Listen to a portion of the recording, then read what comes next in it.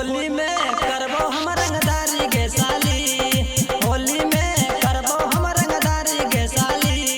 लहंगा में घुसेबो पिचकारी गे साली, ओ लहंगा में घुसेबो पिचकारी गे साली।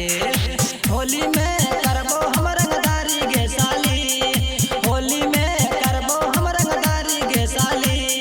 चोली में घुसेबो पिचकारी गे साली, ओ लहंगा में घुसेबो पिचकारी गे साली। लहंगा में घुसेबो पिचकारी गे साली, ओ लहंगा में घुसेबो पिचकारी गे साली। होली में साली तू बुरा न माने, रंग दया बना दोनों समान है, दोनों समान है। होली में साली तू बुरा न माने, रंग दया बना दोनों समान है।